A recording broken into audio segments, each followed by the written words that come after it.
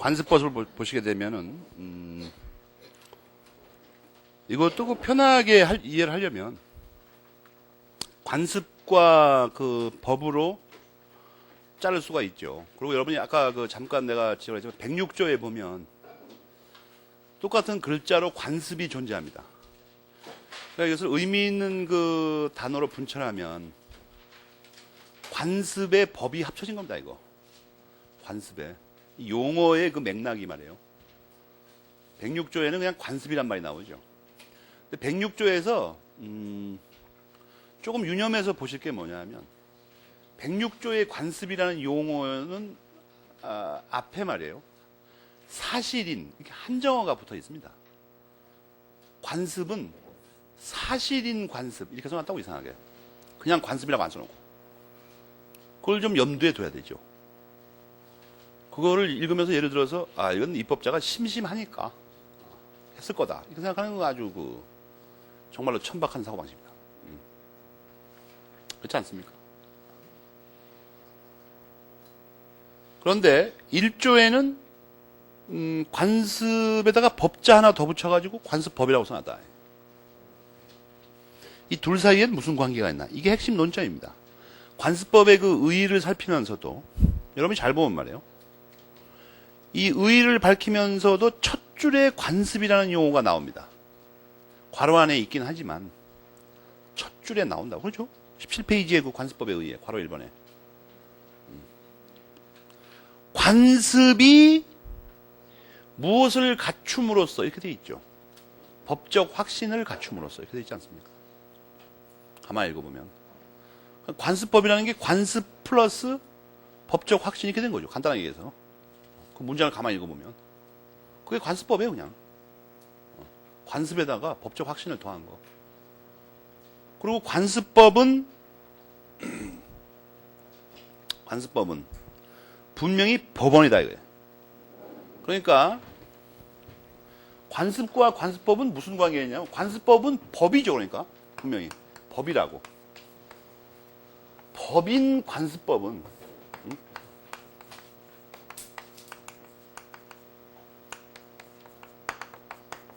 법인 관습법은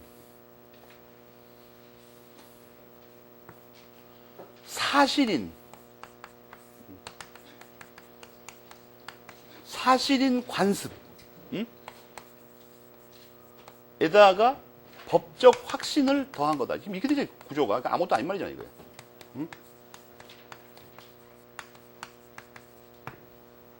간단하게 얘기하면 이렇게 된 거죠. 관습법의 의의가 뭐냐고 묻거들랑 이렇게 답하라는 거예요. 현재 통설과 판례입니다. 우리 대법원의 견해도 이거죠. 여기서 이 말을 왜 특별히 강조하냐면 이 나머지는 쉽게 알 수 있는데 이것도 대개념에 의한 건데 이 중요한 의미가 있습니다. 이걸 왜 이렇게 여기는 이건 법조문에 있는 말인데 이거는 덧붙여서 친절하게 내가 덧붙여준 말인데 이게 왜 의미가 있냐면 실제법인 민법에서는 큰 의미가 없는데 이게 소송법에서는 심각한 문제를 초래합니다. 그러니까 이게 만약에 어떤 것이 여기 있는 게 뭐든 간에 어떤 것이 법이라고 인정이 되면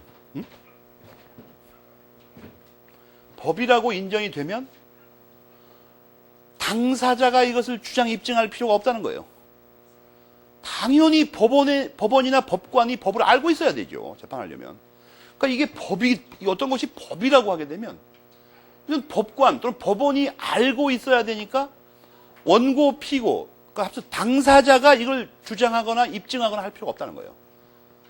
근데 어떤 게 사실이라고 해버리면 우리나라 민사소송법에 이게 변론주의 때문에 사실이라고 하면 당사자가 이걸 주장 입증해야 됩니다. 당사자가. 여러분은 이제 여러분도 소송 거의 안 해봤죠? 소송할 일이 별로 없었을 테니까. 근데 부모가 돈을 안 준다. 용돈을 많이 안 준다. 소송을 거는 것보다는 땡깡이 더 빠르죠. 효율적이고. 그죠? 소송 건다 그러면 동네에서 뭘 만드는 소리 잠타면. 고소고발은 금지돼 있죠. 형사소송법에 의해서. 부모나 이런 데는. 그런데 어쨌든 이게 법이라고 하는 것은 소송 절차에서 당사자가 주장 입증할 필요가 문제가 되고 이게 사실이게 되면 당사자 주장 입증해야 돼 이걸. 그런 그 중대한 문제가 있으니까 이것도 아까 내가 말한 대로 106쪽 딱 읽었는데 사실인 관습.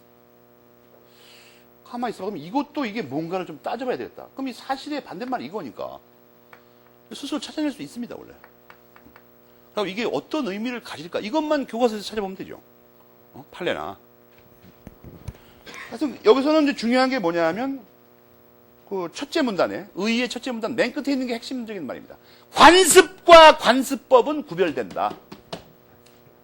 어떻게 구별된다는 거예요, 지금? 법적 확신이 있는가 없는가에 따라서. 법적 확신이 있느냐 없느냐. 그 얘기 아니에요, 전부. 응? 그리고 그 위에는 법적 확신이 뭐라든지 관습, 관행, 관례 이거에 대한 설명이 나와 있죠. 관례가 안 나와 있나, 참? 딴 교과서에 있었는데 여러분 보충교재 17페이지에 관습법의 의의를 보세요.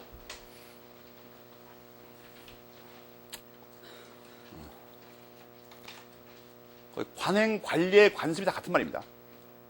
그 다음에 그 보충교재에서 각주 17번의 판례 있죠. 그럼 별표를 3개 해놔야 됩니다. 그럼 우리나라 관습법에 관한 리딩 케이스의 하나죠. 유명한 판례죠, 그게. 근데 지금 그냥 정확하게 뜻을 몰라주니까 그 판례 한번 쭉 읽어봐요, 가볍게. 그러면 교과서의 이 내용이 거의 다 그 판례를 뺏긴 거라는 걸 금방 알 수 있습니다. 다른 교과서도 다 마찬가지입니다.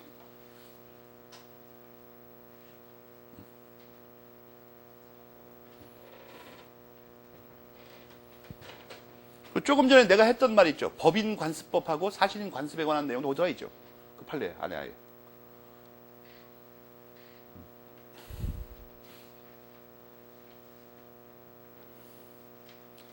(17페이지) 각주 17번.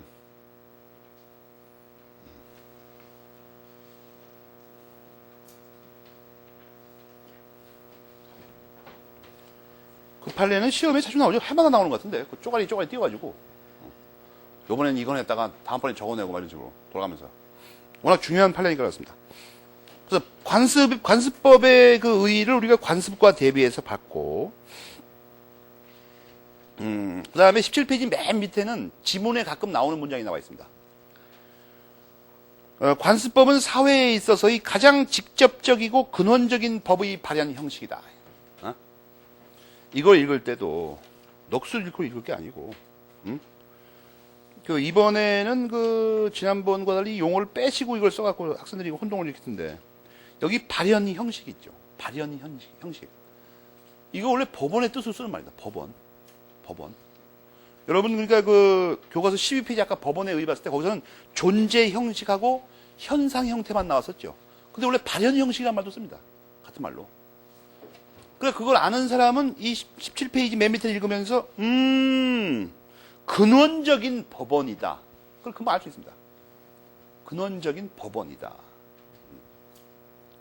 교과서 17페이지 맨 밑에서 세 번째 줄에 법의 발현 형식이다 있죠. 그걸 법원이라고 바꿔줘도 같은 말입니다. 가장 직접적이고 근원적인 법원이다 이 말입니다. 그 밑에 것도 지문에 가끔 나오죠.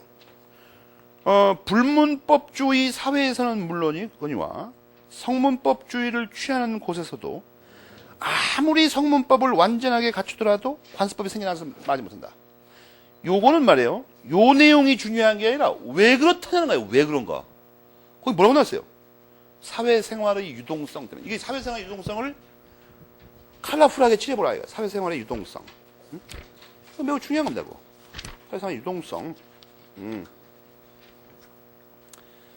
사회생활을 계속 배우다가 이제 사회생활의 유동성을 배운다고요? 유동성. 슬슬. 이게 민법에서 가장 중요한 핵심 표지어 중에 하나입니다, 이게. 법학에 관련돼서, 좀 어려운데, 이 거시적 안목이 초학자한테 좀 무리라는 거 알지만, 그래도 아는 게 더 좋으니까, 나중에 이거 알아야 되니까. 여러분, 교과서 185페이지에서 사회생활의 유동성에 관한 유사한 단어를 찾아가지고, 컬러풀하게 또 칠해요.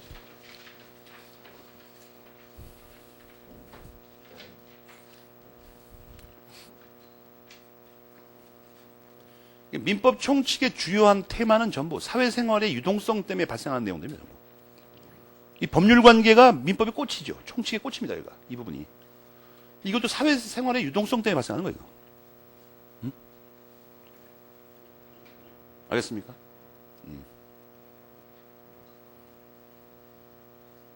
그래가지고 또 하나 그 앞에 그 핵심 테마 중에 하나 이 법원에서 응?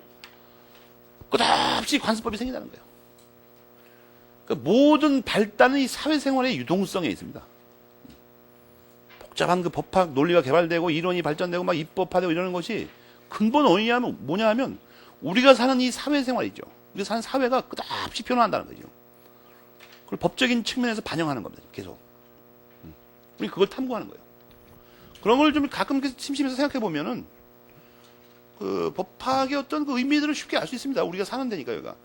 18페이지 상단에 보면 그걸 계속 반복하고 계시죠. 사회생활이 끝없이 변하고 세상은 변해요. 끝없이. 그래가지고 뭘 어쩐다는 거예요. 관습법이 끝없이 발생한다는 거예요. 이상하게. 그럼 네 번째 줄에 결론이 나오죠. 관습 민법은 주요한 민법의 법원이 된다. 그래서 1조에서 그래서 그걸 법원으로 써놨다는 거예요. 그래서. 그 다음에 이제 여러분이 관습법의 의의가 사회에서 예로부터 쭉 관행, 관례, 관습 이런 것들이 이렇게 쭉 부단히 이어져 내려오는데 이거에 관해서 여러분이 금방 떠올릴 수 있는 게 하나 있죠. 야, 이거는 왠지 그 언제 성립했는지를 알기 어려울 것 같다. 그런 생각이 안 듭니까? 이게 뭐 글로 써 있는 것도 아니고 불문법이라고 하죠. 불문법. 불문법이니까 이게 뭐 어디 이렇게 종이 위에 글자로 문자로 표시된 것도 아니고 뭔가 좀 알 수 없는 건데 쉽게 이렇게 인식하기 어려운 건데 예로부터 쭉 전해 내려왔다. 이게 도대체 언제 성립하는 걸까? 이게 궁금하다 이거예요. 언제 성립하는 걸까? 이게 학설이 많이 대립하고 그랬었는데 지금은 아까 그 의의에서 우리가 법적 확신이 있으면 이거 관습법이 된다고 했지 않습니까? 이 관습이 언제 있었는가를 알기는 어렵습니다. 그러니까 이거는 있어서 치고 놔두고 이쪽이 있었을 때, 이쪽이 발생했을 때 관습법이 되니까 이 법적 확신이 생긴 때입니다. 법적 확신이 생긴 때. 그러나 사실 이건 말은 그럴싸하지만 법적 확신은 근데 언제 생겼냐? 모르는 거야 아무도. 모르는 거라고. 애매모호하죠. 법적 확신이 언제인지를 매일 여론조사하면 알죠. 혹시 이거에 대해서 법적 확신이 생겼습니까? 매일 물어봐요. 매일. 전화로 아침마다. 그래갖고 그러기 전에는 모르죠. 법적 확신이 언제 생겼는지. 그래서 여러분이 18페이지 그 성립 시기에 두 번째 문단 끝에 보면 이상한 말이 써 있죠. 두 번째 문단 끝에 보면 애매한 데의 특색이 있대요. 관습법의 성립 시기는 특색이 뭐냐면 애매한 겁니다. 알 수가 없는 거예요. 왜? 매일 여론조사하기 전에 모른다니까. 언제 생겼는지, 법적 확신이 언제 생겼는지. 그냥 이론적으로 말할 뿐이에요. 법적 확신이 생겼을 때 그때 관습법이 된다. 거기다만 줄치면 됩니다. 매우 애매한 것이나 이 애매한 데에 특색이 있다. 그 답이에요. 이런 걸 또 뭐 굳이 이름을 붙인다면 애매시설이라고 할까? 애매시설. 애매시.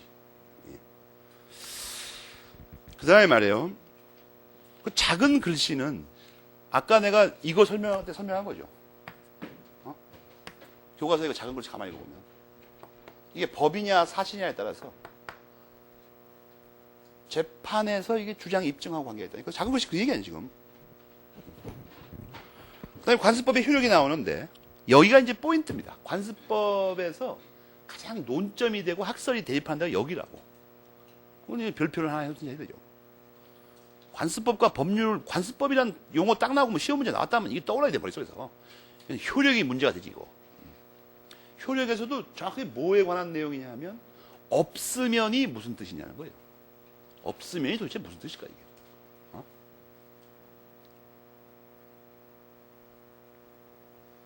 거기 나오죠. 변경적 효력, 보충적 효력 이런 말이 나와요. 이건 병렬 좀 더 설명할 건데 용어의 그 의미에 대해서.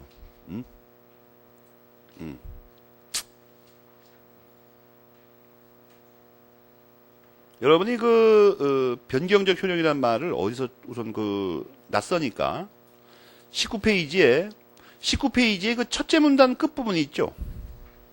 거기 대등적 효력이라는 말이 나오죠. 대등적 효력 내지 변경적 효력이라는 말이 안 나옵니까?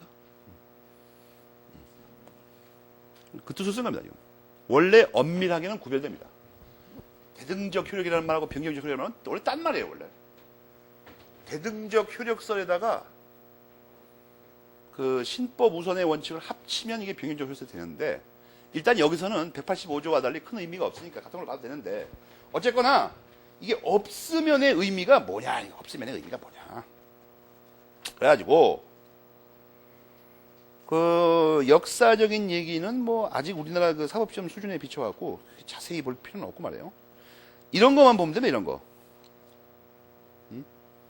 거기 보면은 뭐해? 자질구레하게 말이야.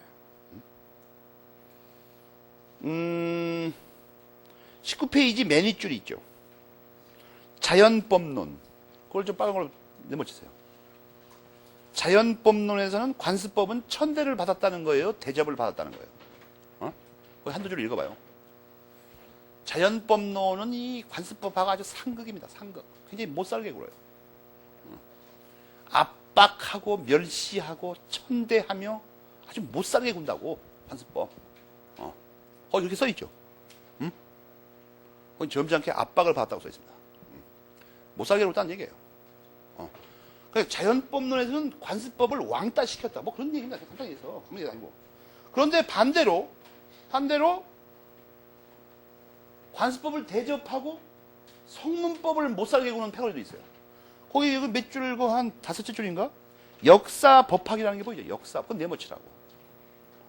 역사법학에서는, 굉장히 관습법을 갖다가, 대접을 해준다. 알겠습니까? 거기서는 오히려 성문법 만능의 그 태도를 비난하고 있다. 관습법을 더 중시하고. 근데 이걸 왜 그것만 좀 기억을 하라고 하냐면, 이 지문에 가끔 나오더라고, 이상하게.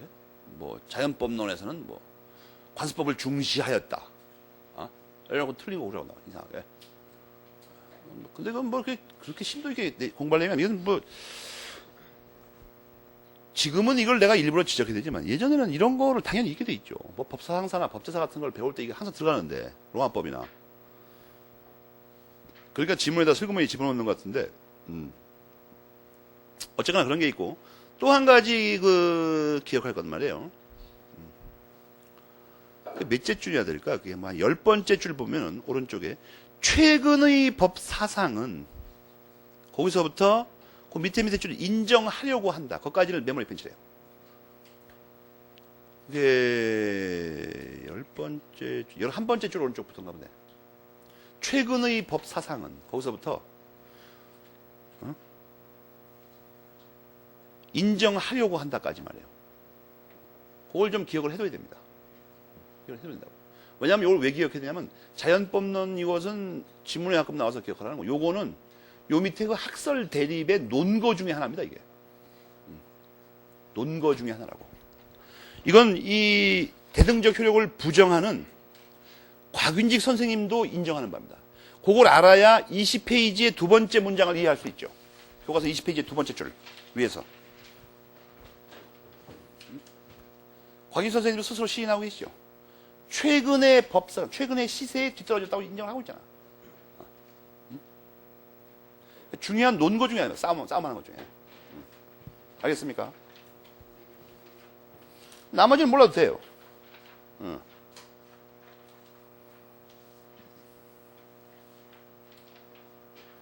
한 가지 당연히 알고 있어야 되는데 이제 몰라서 문제가 되는 게 하나 있는데, 그 첫째 문단 맨 끝에 있는 깨알 글씨 안에 신법은 구법에 우선한다는 원칙이 전제가 되어 있음을 이런 말이 보이죠.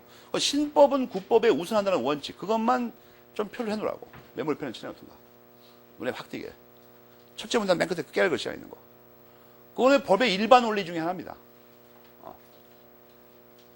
저게 그리고 깊이 생각할 필요가 없는 게, 여러분 이런 거 생각해봐. 민법이 예를 들어서 이건 예를 든 겁니다. 100조가 있었는데, 이 민법 100조는 뭐 개정될 가능성이 거의 없는 조문이 아닌데, 여러분 이해하기 좋게 100조가 있었는데, 이거를 예를 들어서 뭐 2003년 12월 24일 날 개정했어요. 이거 개정했어. 개정했다는 게 이 날짜로 개정을 해버리면, 여기 써있던 원래의 내용과 다른 내용으로 이게 바뀌었다는 거죠. 그러면은 요 날짜를 기준으로 하면은 바뀌기 전에 게 구법이죠. 오래된 법 아니에요. 구법. 그리고 바뀐 다음에 게 신법 아닙니까? 근데 여러분 가만히 생각해봐. 이 신법이 또 있는데 구법이 만약에 더 우선한다고 그러면 이거 바꾸나 만 아니야 이거. 구법이 우선한다고 그러면 당연히 언제나 신법이 우선해야 되죠. 바뀐 대로 효력이 나타나야 되니까. 바뀐 대로. 그러니까 신법 우선의 원칙은 당연한 법의 일반 원리입니다. 당연한. 굳이 뭐 말하지 않아도. 그런데 저것이 왜 갑자기 의미가 있냐 봐봐요. 법률의 규정이 없으면 관습법에 의하고 이렇게 되는데, 요거를 있어도라고 해석하면은 법률, 성문법이 있어. 이 법률 아까 성문법으로 읽는다고 그랬죠? 성문법이 있어도 관습법에 의한다고 해버리면 성문법과 관습법을 대등하게 봐준다는 거예요. 대등하게.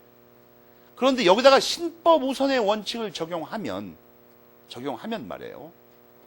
관습법은 이게 사회에 살아있는 법이라서 어떤 법률이 있는데 새로운 관습법이 성립하게 되면 만약에 이게 신법이고 새로 성립한 관습법이 이게 구법이 돼버리죠.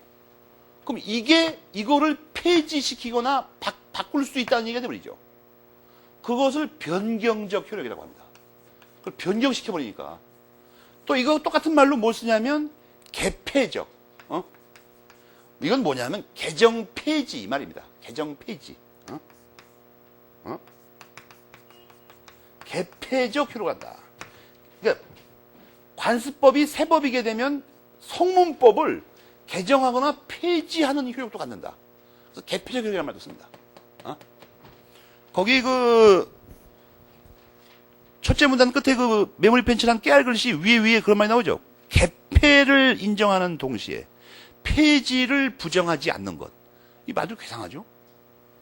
인정하는 동시에 부정하지 않는 것. 이 같은 말을 바꿔놨죠, 이상하게. 왜 이렇게 써놓은 것 같아요? 여러분 이상하지 않습니까? 개폐를 인정하는 동시에 폐지도 인정하는 것. 이게 낫지 않습니까? 쉽게 이해하기에. 왜 이렇게 비비 꺼놨어요, 이거? 정신을 잃고 졸면서 책을 읽는 학생을 경계하기 위함이죠, 이게. 잘못 읽으면 이거 잠결에 읽으면 이상하게 되죠. 개폐를 인정하고 폐지를 부정하는구나. 잘못 읽는다, 이거 잘못하면 같은 말이지, 사실은. 그런 사람이 있어요, 정말로. 정신없이 읽다 보면, 넋을 잃으면 그랬더니 넋을 잃으면.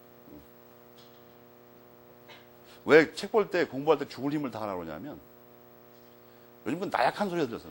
나약한 소리. 책을 몇 시간을 봤더니 머리가 막 아파요. 그게 그렇게 볼 바에는 책 안 보는 게 낫습니다. 책 몇 시간 읽었는데 머리가 아플 정도라면 다른 거 하는 게 빠르다니까. 다른 거 하세요, 다른 거. 뭐 노가다 이런 거. 그거는 10시간 해도 머리는 안 아파요. 근육만 아파, 근육만. 그걸 말이라고 하겠어, 그걸. 한참 때는 말이에요. 한 일주일 내리 책만 보고 있어도 머리 안 아파요. 지금 정신이 딴 데가 있다는 얘기입니다, 지금. 정신이 딴 데가 있어 그런 거예요. 집중을 하면 머리가 아플 수가 없다고. 머리는 맑아요. 근데 몸이 따라가지 못한다고, 이상하게. 지쳐가지고. 그래서 자기가 스스로 체크할 수 있습니다. 공부 이렇게 딱 하고 있는데, 폼 잡고, 뭐, 대단한 걸 하는 거 뭐냐, 뭐, 고시 공부한다고 책 펴놓고 막 별짓 하고 앉았는데, 갑자기 한 30분 지나더니 머리가 아프다. 그건 지금 뭐 잘못하고 있는 중이에요. 지정신이 아니라고, 지금. 그럴 때는 산보를 갔다 와요, 그냥. 머리 아프다고 하지 말고. 맑은 바람을 쐬고, 혼신의 힘을 다해서 집중해서 보라고, 책을. 머리 절대로 안 아파요. 오히려, 거의 그 엑스타시에 이릅니다. 정말로. 그러니까 막, 전신에서 감동이 일어나요. 어떤 새로운 지식을 읽을 때마다. 자기가 스스로 대견하고. 머리가 없다는 게 말이 돼요? 이상한 짓거리 하고 있는 거예요, 지금. 또 책 보면서 줄담배를 피는 학생 내봤어요. 뭐 대단한 걸 하는 거 그냥 꼬나 물고, 책은 안 보고 담배. 그래가지고 들어옵니까, 이게? 머리가 아플 수밖에. 이 내용이 어려워서 안 들어오면 담배를 끊고, 혼신의 힘을 다리잖아, 이걸. 이게 뭐 잘 안 풀리면 뜻대로 그냥 물고 앉아있어요. 통 안 들어오죠, 그럼 당연히. 건조한 곳에서. 요새 학생들이 이상한 게 뭐냐면, 뭐 이렇게 중고등학교 그런 거 선생님이 말 안 해줍니까? 가습기를 사가지고 습도를 맞춰야 되고, 아랫도리를 따뜻하게 해야 되고, 한겨울에 말이에요. 방은 으스스 추워 죽겠는데, 양말도 안 신고, 건조한 곳에 앉아가지고, 담배를 꼬나 물고, 무슨 공부를 한다는 거예요, 도대체 거기서? 그게 뭐예요, 그게? 미친 거예요, 그냥, 그건. 공부하는 게 아니라니까, 그건. 그래서 무슨 공부가 돼요, 세상에. 적정하게 온도가 맞는 곳에서 습도가 맞아야 되죠. 이 뇌를 깊이 사용하는 말이에요. 이 산소가 대뇌에 굉장히 필요합니다. 그러니까 호흡이 빠진다고, 이게. 건조하면 산소 공급이 잘 안 돼요. 거기서 담배까지 피우고 있으면 방안 공기가 탁해져가지고 점점 더 머리가 헛돌아가죠, 이제. 맨발로, 여러분 아랫도리가 차면, 허리 이하가 차면 머리가 돌아갈 리가 없어요. 제대로. 그런 건 뭐 말 아닙니까, 요새? 요새는 내가 보니까 뭐 그냥 숙제 안 해온다고 때려도 막 경찰에 신고하고 그러니까 선생들이 그냥 내놔버린 것 같아. 그냥 법 살려면 살고 말려면 말아라. 뭐. 공부하려면 하고 그냥 뭐 알아서 해라, 서로. 답답하면 학원 가고. 엉망진창인 것 같아요. 그래서 이걸 알아보는데, 여러분 이거 뭐 여기 복잡하게 써오셨는데 뭐 이상하게. 이런 얘기입니다. 없으면이라는 말을 강조하면 있으면 안 되는 거예요. 관습법 성립도 못해, 이거. 이거의 내용과 다른 관습법이 성립할 수 없다고. 이거에 의하게만 돼 있으니까. 근데 어떤 그 사안에 대해서 성문법의 규정이 없으면 그때만 관습법에 의한다는 건데, 아까도 봤지만 가장 유력한 논구가 바로 그거예요. 최근의 법 사상이나 외국의 법제를 살펴보면 최근에는 관습법의 명문으로 대등적 효력이나 변경적 효력, 개폐적 효력을 인정하려는 경향에 있습니다. 그걸 대표로 꼽히는 게 그리스 민법 같은 거예요. 그건 명문으로 그냥 바꿀 수 있다고 써놨어요, 관습법에 의해서. 그런데 이제 이 우리나라의 상당수 학설이 그런 최근의 법 사상이나 또는 몇 가지 우리 대법원 판례상 관습법에 기초한 거라고 인정되는 것들이 인정되고 있습니다, 현재. 동산 양도담보라든지 등등 몇 가지가 있는데, 그런 걸 근거로 조문에는 이렇게 써 있더라도 해석상 이걸 있어도라고 해도 되지 않겠느냐, 이런 주장을 하는 거예요. 그게 뭐 이런 학설들이라고, 변경적, 뭐 대등적, 뭐 개폐적 이런 것들. 그 얘기지 아무 얘기도 아니고. 그렇지만 이제 곽윤식 선생님은 의도가 뭐냐면, 우리나라 통설이고 여러분이 아까 읽어본 판례도 마찬가지입니다. 우리 통설 판례는 아직도 아니 이게 없으면이라고 써 있는 걸 갖다가 이렇게 바꿔 읽으면 말이 되냐는 거야, 이거. 써 있는 그대로 읽어야지. 응? 그래서 보충적 효력서에 따른다, 이거 통설 판례는 아직도.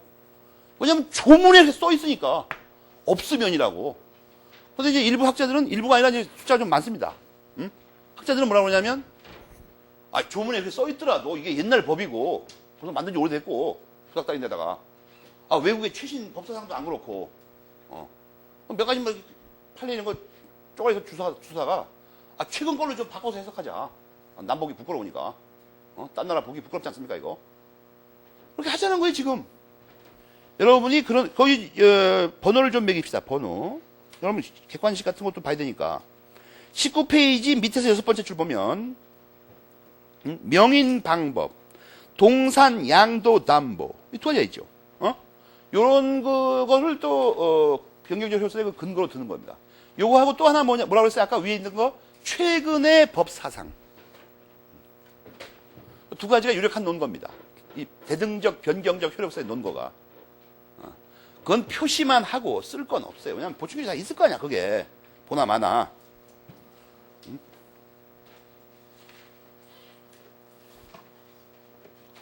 그 다음에 이제 관습법에 관해서 교과서의 설명은 지금 이런데, 좀 문제가 하나 있어요. 하나 뭐냐 하면, 보충규제 17페이지를 펴가지고 관습법의 의의를 먼저 봐요.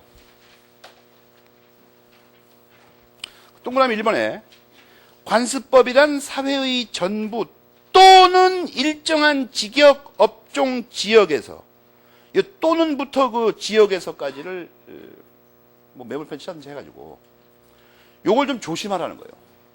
관습법이라는 게 법이라고 하다 보니까 법적 확신이 전국에 걸쳐서 있어야 된다고 오해하는 학생이 있어요. 그렇지 않아요. 어떤 특정 지역에서만 그게 관습법인 경우도 관습법입니다. 그 지역에서는. 알겠습니까? 어떤 뭐 직역에서, 예를 들어서 뭐 노동계에서는 이렇게 한다. 그럼 관습법이에요. 그렇다면. 법적 확신이 있다면. 그걸 하나 높아심에서 내가 지적을 해주는 거고, 그 다음에 그 18페이지에 관습법의 성립 요건에서 괄호 1번과 괄호 2번은 다 아는 거죠. 관습, 관행, 관례가 있어야 되고 법적 확신이 있어야 된다고. 근데 그 괄호 3번 있죠. 내용의 정당성과 합리성. 이게 올해 7월 24일자 전원합의체 판결에 나왔다. 그 밑에 각주 18번 판례이죠. 한마디 시험에 될 것 같아, 이거. 관습법이 성립하려면 내용의 정당성과 합리성이 있어야 된다는 거 있죠.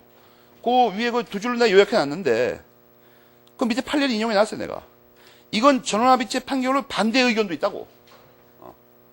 상세히 판례를 요약해 놨으니까, 그걸 별표해 놓고, 판례를 좀 눈여겨봐두라, 이런 얘기야. 알겠습니까? 새로운 요건으로 우리 대법원이 추가하고 있다. 내용의 정당성과 합리성이 있어야 된다. 이것은 일반 요건으로는 원래 타당한 건데, 특별히 이거를 대법원에서 문제 삼는 것이 최초의 판례니까 문제 삼은 기억을 해두라, 이런 얘기입니다. 우리 대법원에서 문제 삼고 있으니까. 관습법이 성립하려면 이렇게 된다. 우리 대법원 다수 의견의 태도입니다. 그 다음에 교과서에서는 그 효력까지만 설명하시고 안 하는데, 이 교과서의 효력에 관해서는 그 보충규제 21페이지에 나와 있죠. 21페이지. 관습법의 성문법, 재정법에 대한 효력, 정확하게 제목을 써놨죠. 그 뒤로 설명하고 그냥 쭉 읽어보시면 되는데, 지금 빠진 게 뭐냐면, 그 보충규제 19페이지에 있는 관습법과 사실인 관습과의 관계입니다. 사실인 관습과는 어떤 관습이냐. 그러니까 요거를 왜냐면 요게 문제가 있다는 거예요. 근데 요거는 교과서 편제에 맞추기 위해서 이게 106조를 설명할 때 하겠습니다. 106조. 근데 요것도 관습법에 관한 시험 문제가 나오면 중요한 테마 중에 하나라는 거예요. 관습법과 사실인 관습은 무슨 관계냐. 오늘 일단 배운 건 뭐예요? 앞에 판례에서 잠깐 봤듯이 관습은 사실이기 때문에 당사자가 주장 입증할 필요가 있지만 관습법은 법이니까 당사자 주장 입증할 필요가 없다. 그것까지만 일단 알아두고, 왜냐면 복잡한 학설이 걸려 있어가지고, 그래서 그 큰 틀을 알아두고, 20페이지에 판례의 법원성을 또 본다. 판례의 법원성. 판례의 법원성은 왜 문제가 되냐면 딱 두 가지 사건 때문에 그렇습니다. 두 가지 그 노는 것 때문에. 하나는, 이 해적의 패거리들 있죠. 그러니까 영국과 미국. 여기서는 이 판례를 법원으로 인정하고 있다는 거예요, 현실에. 옛날부터. 판례를 법원으로 인정하고 있다. 그러니까 영국과 미국에서는 그걸 어디다만 줄치면 되냐면,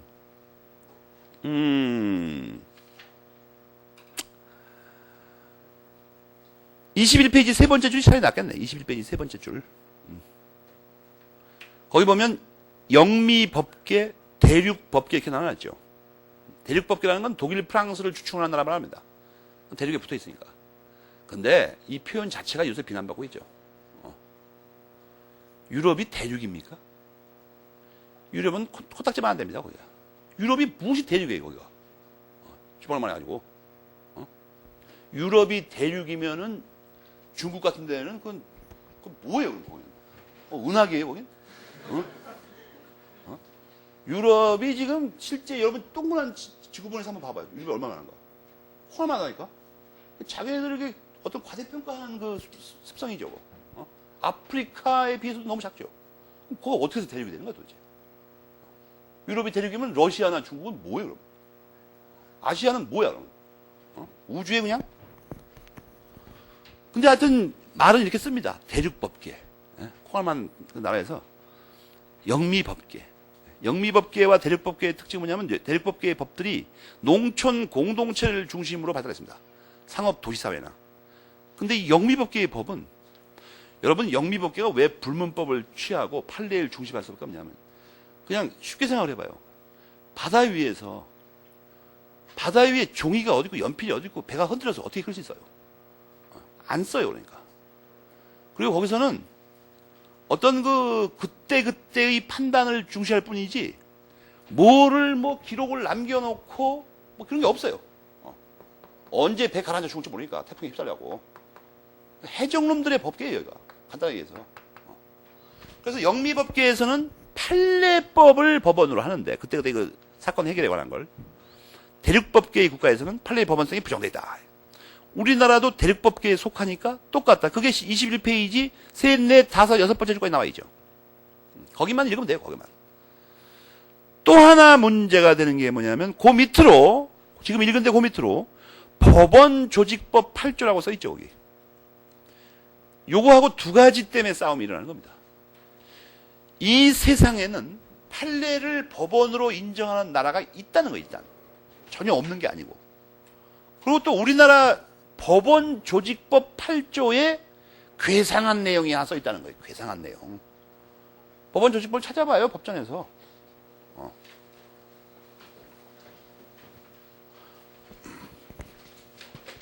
법원조직법을 여러분은 당장은 이제 맨 앞에 차례에서 찾아봐야 되겠죠. 짐작이 안 갈 테니까 어디든지.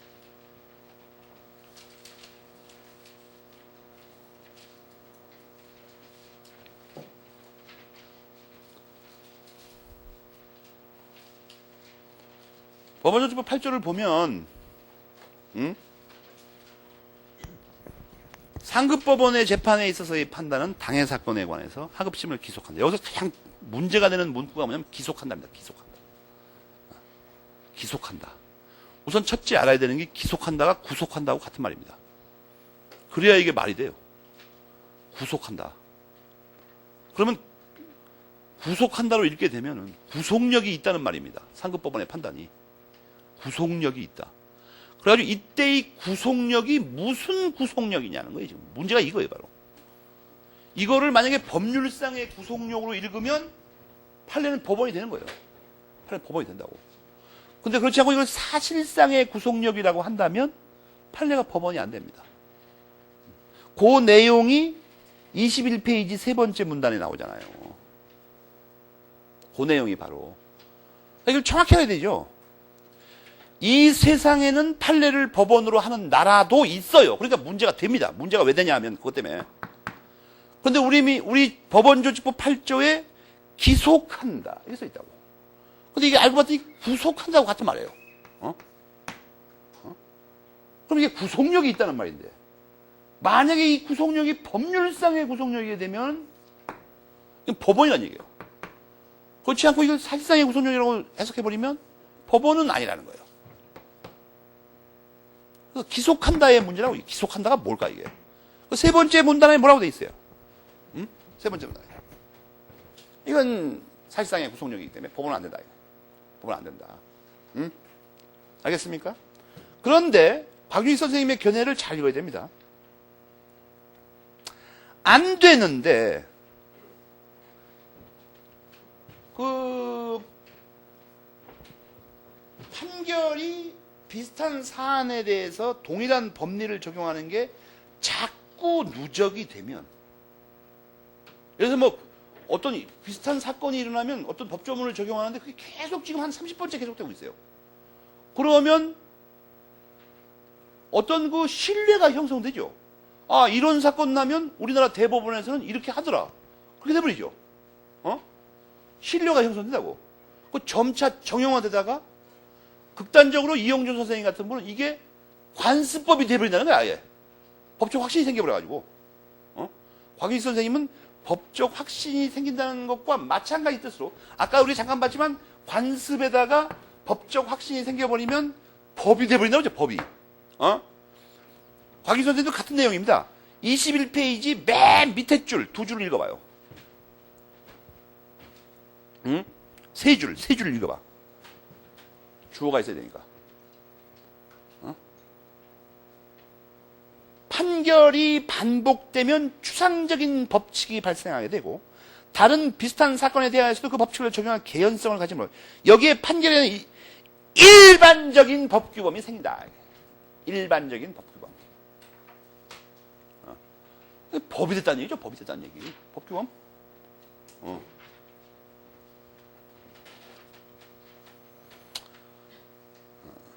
곽인 선생님도 그런 그 가능성을 열어놓으신 거예요. 이게 누적이 돼가지고 어떤 기대가 생기고 어떤 법칙이 있고 기대가 생기면 이게 법규범이 될 수도 있다는 거예요. 그러나 그런 특별한 경우를 제외하고 일반적으로는 법적인 구속력은 없어요. 그러니까 법은 아니라는 얘기입니다. 아직은.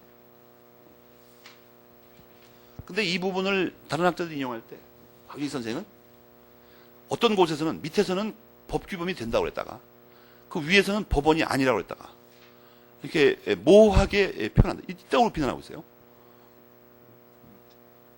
그 말이 더 모호한 말입니다. 그 말이, 비난하는 말이. 무슨 말이 도대체 알 수가 없으니. 그거를 기억해 두고 22페이지에 그 작은 글씨가 나오죠. 판례의 인용 방법 이렇게 나오죠. 여기서는 여러분이 집에 가서 읽으면서 판례가 뭐냐, 그 다음에 뭐 대판하고 대결은 어떻게 다르냐, 전자가 들어가면 뭐냐, 뭐 그런 거나 기억을 해두면 됩니다. 판례 읽는 법을 알아야 되니까. 그 시험 볼 때는 필요 없는데 나중에는 말이야 여러분은 거기 그 인용 번호를 보면 다도 있고 마도 있고 뭐 그러죠. 뭐 보다 보면 누도 있고 뭐 여러 가지 있습니다. 판례 나중에 여러분이 접촉하다 보면 이것은 사건의 어떤 그 성질에 따른 분류에 관한 거죠. 그런 걸 알 필요 없고 이런 뜻이로구나 그 정도만 알면 됩니다. 대결이라고 하는 건 대법원 결정 말하는 거고 항고 사건이라는 건데서 대판이라고 하는 건 판결 말하는 겁니다. 근데 민소법을 배우면 그걸 쉽게 구별할 테니까 지금 몰라도 되고 이 판례에 관련해서 여러분이 여러분 요즘은 다 컴퓨터로 다 갖고 있죠. 노트북이나 뭐 데스크탑 같은 걸. 그 LX 같은 거를 요즘 학생들은 그 쓸데없는 돈을 많이 아끼니까 사기 싫으면 말이에요. 그 갖고 있는 친구를 꼬드겨가지고 빌려서 깔아요. 자기 컴퓨터에다가. 사기 싫은 사람은. 그걸 자주 찾아보는 습성을 기르라고. 새로운 판례도 계속 다운받아서 체크를 해보고 스스로. 처음에는 어렵지만 조금 하다 보면 법 공부도 하면서 몇 번 읽다 보면 판례를 자기 혼자 분석할 수 있습니다. 그냥. 다 똑같은 형식이라. 쓸만한 논문도 요새 그 CD에 다 담아 있어가지고 문헌 자료도 굉장합니다. 거기 다 남아 있는 건 아니지만 그런 좋은 자료를 활용하지 않고 그래서 결론은 뭡니까? 판례는 아직도 우리나라에서는 말이에요. 법원으로까지는 인정하지 않는다. 왜 그렇습니까? 법원조직법 8조의 마지막에 기속한다를 사실상의 구속력이 있을 뿐이라고 해석하기 때문에 그렇다는 거예요. 간단하게 얘기해서 명료하게. 알겠습니까? 그러나 이제 반대설도 있습니다. 여러분이 보충교재 23페이지에 판례의 법원성의 그 요약을 잘 해놨죠?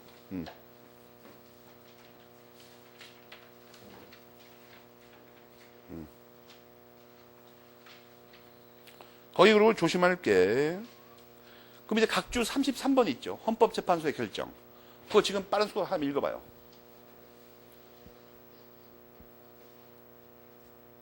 우리나라의 다수설과 헌법재판소 결정이라고 위에 표시해놨죠.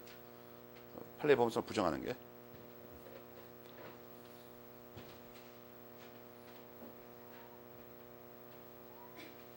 그 헌법재판소 결정이 교과서보다 훨씬 정교하게 써놨습니다. 합리적으로.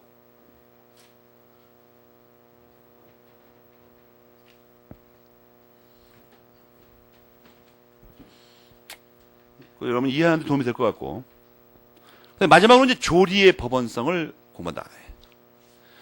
이 조리의 법원성은 시험 문제 자체로는 뭐 어떤 게 다수설이냐, 판례가 뭐냐, 이거밖에 안 나오지만, 사실 이게 말이에요. 우리 민법 전체의 어떤 근간이 되는 내용입니다, 이게. 근간이 되는 거예요. 출발점에서. 요번에 좀 시간이 좀 충분하니까 말이에요. 이틀인가 뭐 하루가 늘려놨어요, 총칙을. 왜냐면 이게 뭐 상세히 말해야 될 게 있는데, 이게 끝에 가면 쫓겨가지고, 성실하고 참답게 삽시다. 이러고만 끝낸다. 훌륭한 민법인이 되자. 하루가 이틀이나 늘려놨습니다. 성질나서. 그래서 이제 시간이 좀 충분한데, 이 조리의 법원성을 공부할 때, 이게 여기서 이 설명한 내용을 듣고, 지금 갖추게 되는 어떤 그 사고의 틀을, 두 가지 내용을 그 상속법의 마지막까지 잊어먹으면 안 된다.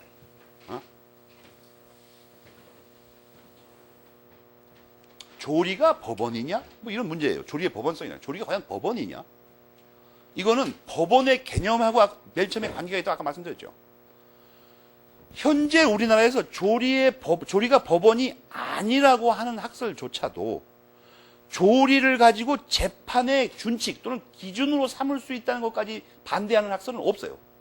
우리나라에서 그런 학설은 없다고.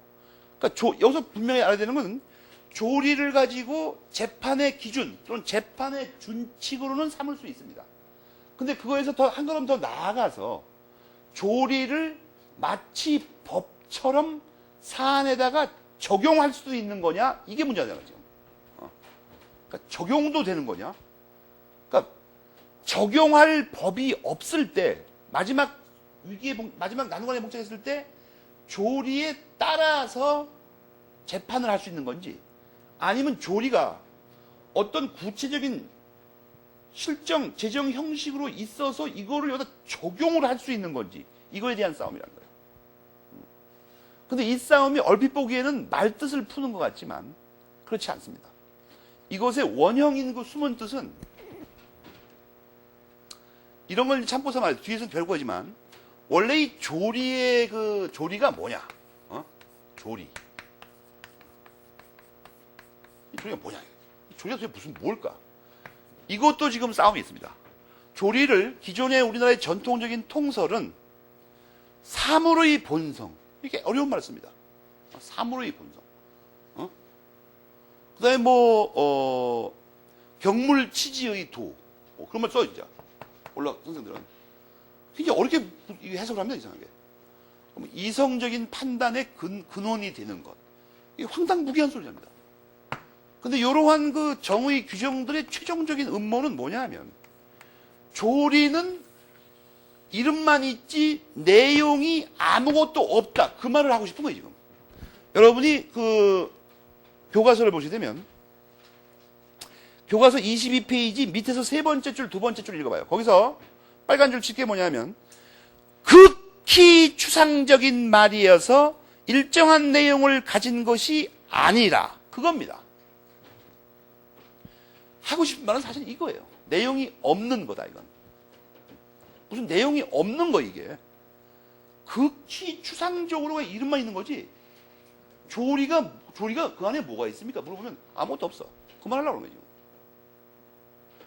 그런데 조리의 내용이 아무것도 없다는 말을 왜 그렇게 일부러 하고 있느냐 하는 문제가 있어요. 이건 무슨 사정에 기인한 거냐 하면, 사실은 말이에요.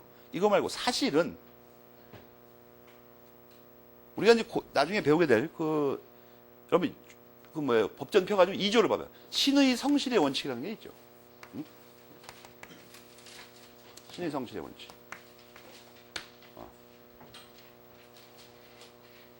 이게 지금 이 스토리가 지금 어떻게 돌아가는 판이냐면, 우선 여기부터 설명합시다. 신의 성실의 원칙이 아버지가 원래 조리예요. 이게 조리의 한 내용입니다. 조리 안에 이게 있어요. 신의 성실의 원칙이. 그 다음에 이 신의 성실의 원칙이 조리 아들이고, 이 안에 또 뭐가 있냐면, 반사회 질서 행위는 무효, 이런 103조 이런 들어가 있습니다. 그래갖고, 이게 민법의 어떤 그 체계를 이루고 있는데, 이게 사실은 조리의 한 내용인데, 우리나라의 통설은 말이에요. 요 부자 관계를 부인해야 되는 어떤 피맺힌 사건이 하나 있어요. 예를 들어 쉽게 말하면 이겁니다. 어떤 젊고 훌륭한 사람이 있어요. 이 사람 장관입니다. 장관. 근데 이 사람이 사실은 말이에요. 옛날식으로 표현하자면 뭐 계급에 차별을 둔다는 뜻이 아닙니다. 여러분이 이해하기 좋게 하려고 하는 거예요. 사실은 이 흉악무도한 백정의 아들입니다. 백정의 아들이라고. 그런데 만약 조선시대 같으면 이 사람을 장관으로 계속 유지시키려면 백정의 아들이라는 걸 밝히면 안 되죠. 신분 금기에 걸려가지고 안 된다고 이게. 제한에 걸려가지고.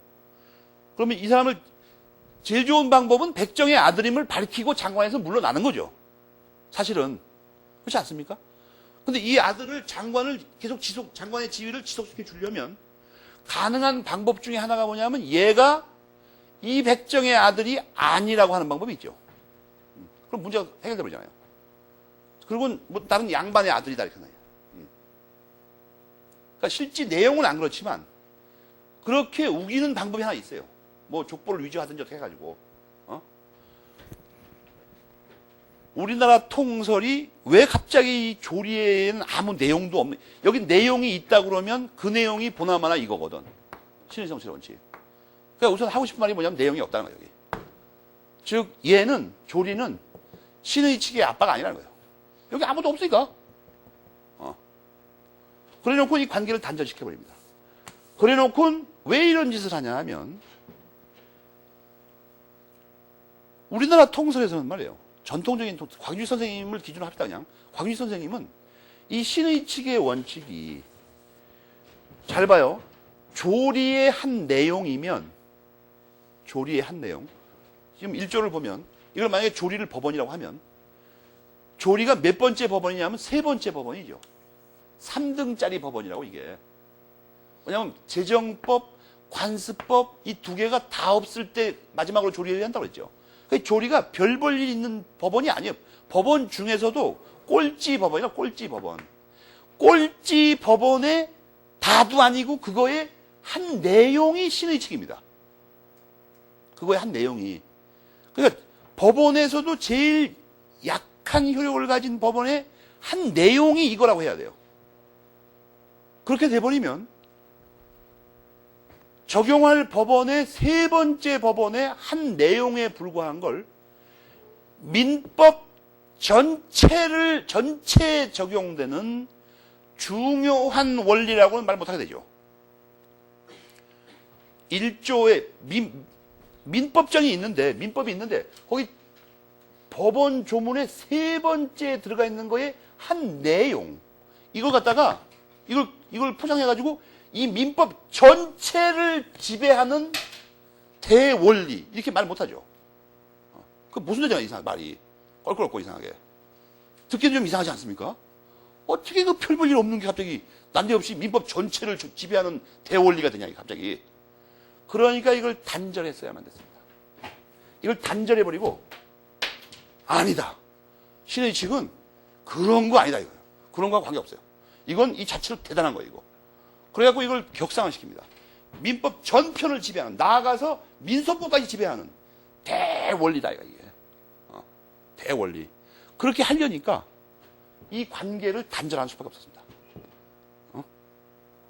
그래갖고 어딜 감히 장관의 아버지라고 우기냐, 신분을 무시하고 죽여버렸어요. 살기 위해서. 대원리가 되기 위해서. 원래 그 신분 질서라는 게 되게 코믹한 거죠. 보통 왕조를 개창하는 사람들은 대부분 천민 출신이죠. 도적대의 두목이거나. 그죠? 솔직히 이성계가 우리나라 사람인지 정확하지 않죠. 우리나라 사람인지. 중국의 정사에는 그렇게 안 써있죠. 여진족의 그 수상한 놈이다.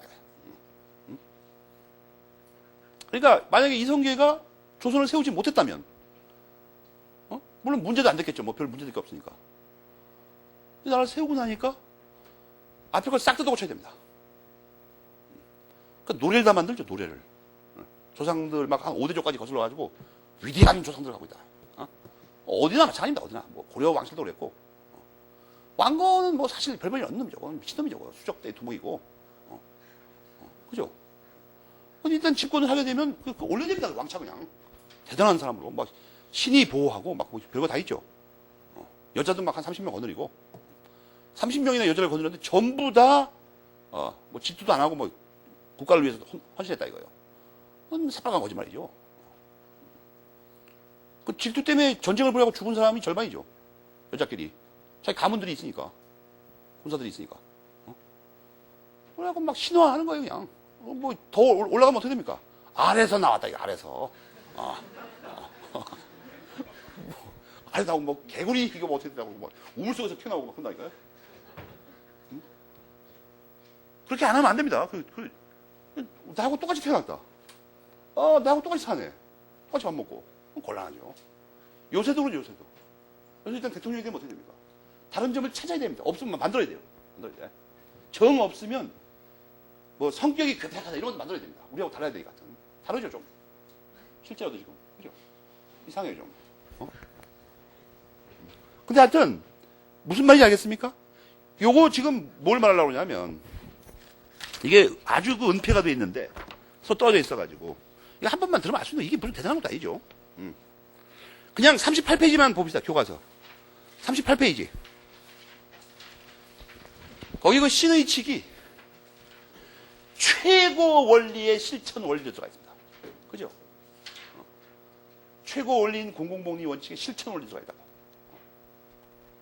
그걸 노린 겁니다. 조리하고 일단 단절. 조리에 아무것도 없다 이거예요. 그러니까 당연히 어떻게 됩니까? 조리에 아무것도 없는데 아무것도 없는 걸 법원으로 할 수 없는 거죠. 아무 내용도 없는 걸 어떻게 법원으로 해? 뭐가 있어야지 거기. 곽희 선생님은 그 뜻이에요. 조리 법원 아니다. 다만 그렇지만 한 가지 설명할 게 하나 있죠. 법원은 아니라도 재판의 기준으로는 될 수 있다고 이게. 그럼 이제 그걸 설명해야 됩니다. 왜 재판의 기준이 되는가? 아무것도 없다면서. 그래서 장황하게 설명하고 있죠, 여기. 23페이지에서. 그죠? 그래 가지고 여기 뭐라고 곽희 선생님이 강조하시는 건 뭐예요? 23페이지 밑에서 두 번째 줄에 법관은 재판을 거부할 수 없다는 사실에 기인하는 것이다. 재판을 법관이 왜 거부를 못했지 않습니까? 그거 이상하지 않습니까? 재판 청구권.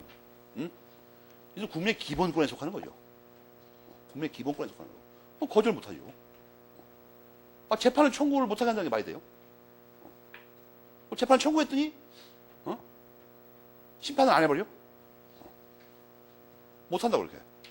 그것 때문에 어쩔 수 없이 법이 없으면, 법원들이 없으면 조리에 의해서라도 재판을 하기 때문에 그게 재판의 기준이다 이렇게 설명하고 계세요. 그러나 우리나라의 압도적인 다수결과 우리 대법원은 조리는 법원이다. 조리는 법원이다. 곽희 선생님도 거기 써주셨죠. 다수결이며 판례는 안 써주셨는데 여러분 판례는 보충교재 23페이지 각주 33번에 나옵니다. 아니 33번이 아니구나. 어디였어요? 뒤에 39번 24페이지.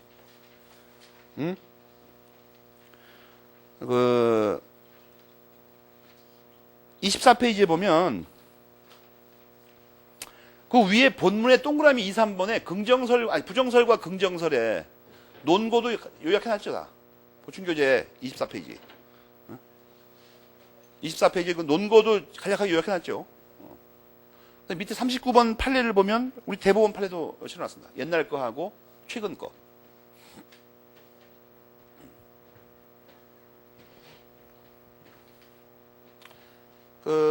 긍정하는 설 여러분이 보시면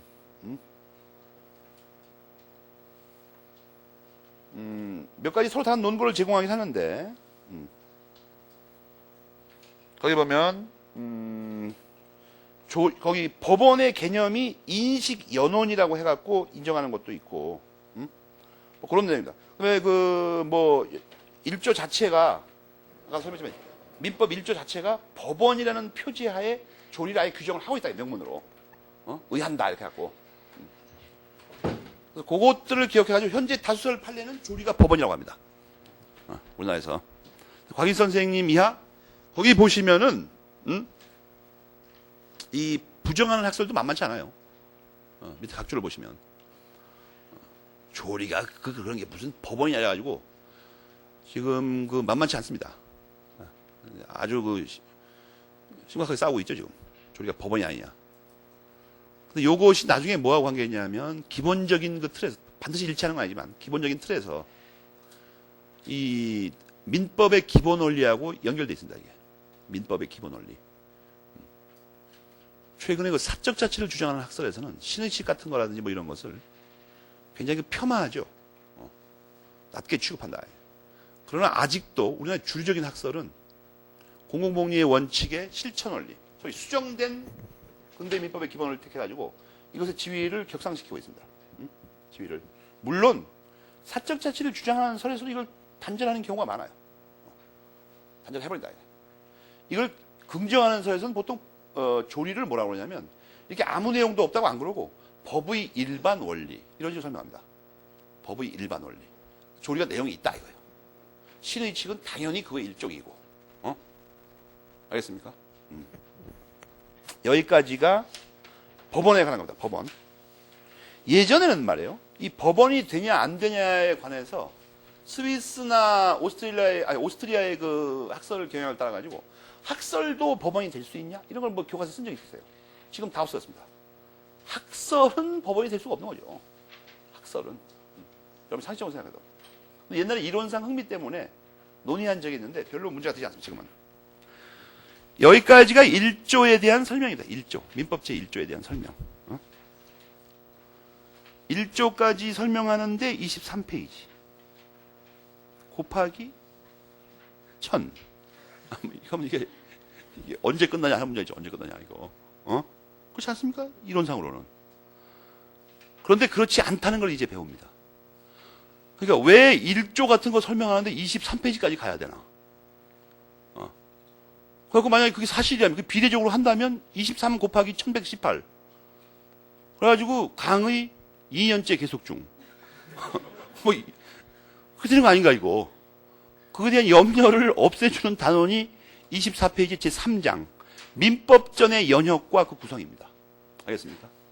우리 민법은 도대체 이게 어디서 왔으며, 이게 어떻게 만들어져 있을까? 여기서 알려주고 싶은 건 이거예요. 1조 하는데, 뭐 2조, 이런 거 설명할 때는 지면을 엄청 차지하지만, 뒤로 가다 보면 거의 지면을 차지하지 않는다. 그걸 알려주려고 하는 거죠. 알겠습니까? 민법전의 그 뿌리와 그 구성 방식에 대해서 여기서부터 설명하는 게 사실은 뭐냐면, 형식적 의의 우리 민법전에 대한 설명입니다. 그래서 여러분, 보충교재는 이게 먼저 나와 있죠? 보충교재는 말이에요. 형식적 의의 민법, 이 구성과 편별을 먼저 써놨다고 내가. 응? 형식적 의의 민법이라고 1페이지부터. 그죠? 원래 이렇게 하는 것도 정상인데. 2페이지, 3페이지부터죠. 3페이지부터 시작하는데 형식적 의의 민법을 설명하고 그 편별 방식을 설명하다. 역사는 말이에요. 역사는 그 4페이지에 각주 3번에 요약을 해놨습니다. 시험 보는 학생은 이게 뭐 이렇게 번잡하게 보는 거 싫어하니까 4페이지에 그 각주 3번을 만 알면 됩니다. 뭐 시험 보는데 필요한 만큼은. 여러분이 이런 거 싫어합니까? 뭐 라틴어 나오고 그러면 싫어할지도 몰라. 복잡하니까. 여러분 그 각주 2번도 보세요. 이 유스티니아누스 황제가 말이에요. 이 로마법 대전을 만든 분으로 칭송받고 있지만 법학에서는 이 사람이 윤리적으로는 상당히 문제가 있는 사람입니다. 이 사람은 미친 사람이에요, 이거. 거기 써놨죠, 각주 2번이다. 광적인 사람이라고. 이 사람이 그러고 얼마나 사악한 사람이냐면 자기가 자기 부하 마누라를 좋아했습니다. 부하 마누라. 무지하게 미인이에요. 그러니까 이걸 어떻게 찾아야 되는데 이게 장군이 있어갖고 이게 잘 안 되니까. 어느 날 핑계를 대가지고 오랑캐한테 연락을 했어요. 국경을 침범하라고. 이 장군을 내보냈습니다. 그리고 약점을 또 알려줬어요. 이놈이 말이야. 이러이러한 약점이 있으니까 너희들이 싸울 때 좀 참고해라. 죽었어요, 전장에서. 그렇다고 민망인을 위로한답시고. 이러면 이런 놈이라니까, 이거. 흉악 못한 놈이에요. 근데 이런 놈이 후대 불세출의 공헌을 했다고 계속 나와요, 계속. 이 법학장마다. 유스티니아누스 황제. 이게 지금 이 사람 역사적 사건이 기록된 게 이 터키에 있던 건데, 터키에서 만나, 어디서? 이집트에서 만나고요. 터키 쪽에 있을 거야, 아마. 그 벽화가 말이에요. 정말 정교하게 만들어놨습니다. 감동적이에요, 감동적. 유스티니아누스 황제에 대한 일대기. 그런데 하여튼 이 유스티니아누스 황제 시대 때 그 트리보니아누스라는 그 법무부 장관이 있었는데 이 사람이 실제로 이 대전을 다 만들었습니다. 근데 우리 민법의 계보가 여기까지 거슬러 올라갑니다. 계보가. 근데 이게 상당히 장황하게 써 있는데 시험을 보기 위해서 역사를 여러분이 싫어하니까 각 주에 있는 내용이죠. 그 정도는 그래도 알고 있어야 되지. 그 정도는 책 이름이라든지 이런 거 알고 있어야 뭐 되니까. 그리고 이제 그 용어 같은 거 그런 것만 좀 설명하겠다 이거예요. 시험에 필요한 것만. 우선 24페이지에서 그 전에 너무 좀 했으니까 좀 쉬었다 합시다.